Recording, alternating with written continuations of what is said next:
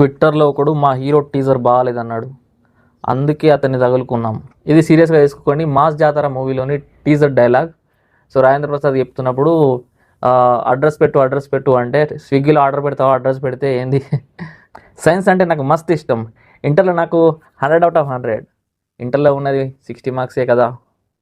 So ఈ dialogue and ఆ characterization చూస్తుంటే మొత్తం Dhamaka and Raja the great vibes వస్తున్నాయి.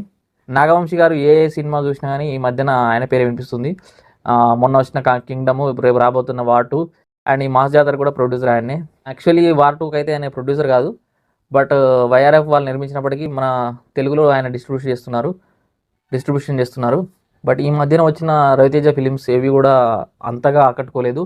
సో బట్ ఈ మూవీ పైన ఎక్స్పెక్టేషన్ పెరిగిపోతుంది, ఎందుకంటే సితారా ఎంటర్టైన్మెంట్ అండ్ నాగవంశీ గారు ప్రొడ్యూస్ చేస్తున్నారు. సో ఆల్మోస్ట్ కింగ్డమ్ తను చెప్పినట్లే కొంతవరకు నిలబెట్టుకున్నాడు, మరి ఫ్లాప్ అయితే కాదు. అండ్ వార్ 2 కూడా ట్రైలర్ చూసిన తర్వాత మంచి వైబ్సే వచ్చినాయి కాబట్టి, సో ఈ మాస్ జాతర కూడా మొత్తం కామెడీ ఎంటర్టైనర్ ఇట్లా ఉన్నట్లయితే, సో ఆ రాజా ది గ్రేట్ ఎలా అయితే హిట్ అయిందో అండ్ ధమాకా లాంటి మూవీస్ ఎలా హిట్ అయినాయో ఆటోమేటిక్గా ఇది కూడా హిట్ అయ్యే ఛాన్స్ ఉంది.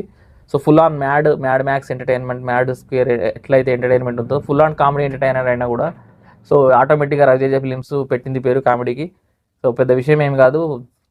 వన్స్ ఒకసారి థియేటర్లో కనుక ఆ పవర్ సినిమా చూసినప్పుడు వచ్చిన హైప్ ఏదైతే ఉందో ఫుల్ ఆన్ కామెడీ ఉన్నట్లయితే సో ఆటోమేటిక్గా హిట్ అవుతుంది. పెద్ద విషయం ఏం కాదు రవితేజకు. టీజర్లో మొత్తం రాజేంద్ర ప్రసాద్ గారే సో రవితేజ క్యారెక్టర్ని ఎలివేట్ చేయడం చూస్తుంటే తెలిసిపోతుంది.